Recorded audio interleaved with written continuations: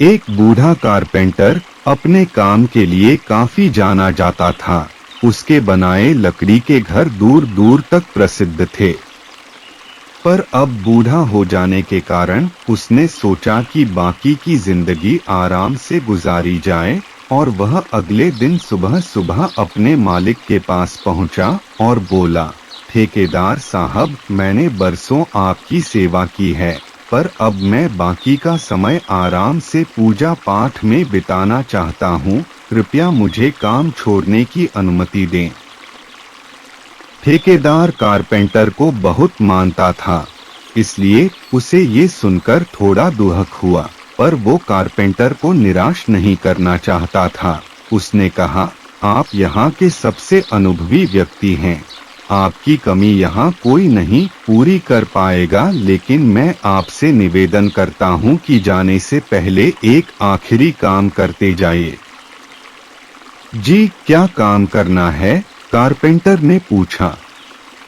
मैं चाहता हूं कि आप जाते जाते हमारे लिए एक और लकड़ी का घर तैयार कर दीजिए। ठेकेदार घर बनाने के लिए जरूरी पैसे देते हुए बोला। कारपेंटर इस काम के लिए तैयार हो गया।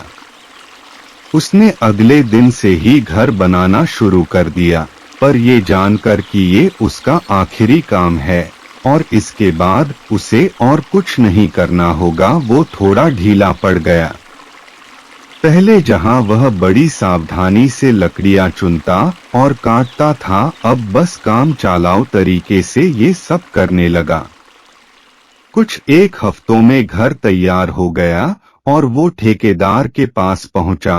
ठेकेदार साहब, मैंने घर तैयार कर लिया है, अब तो मैं काम छोड़कर जा सकता हूँ।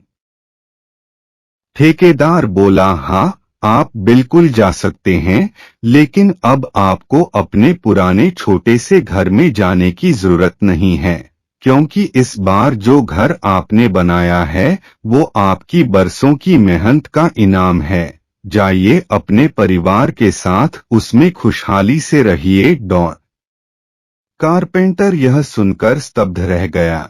वह मन ही मन सोचने लगा, कहा मैंने दूसरों के लिए एक से बढ़कर एक घर बनाए और अपने घर को ही इतने घटिया तरीके से बना बैठा। काश मैंने ये घर भी बाकी घरों की तरह ही बनाया होता। फ्रेंड्स, कब आपका कौन सा काम किस तरह आपको अफेक्ट कर सकता है, ये बताना मुश्किल है। ये भी समझने की जरूरत है कि हमारा काम हमारी पहचान बना भी सकता है और बिगाड़ भी सकता है।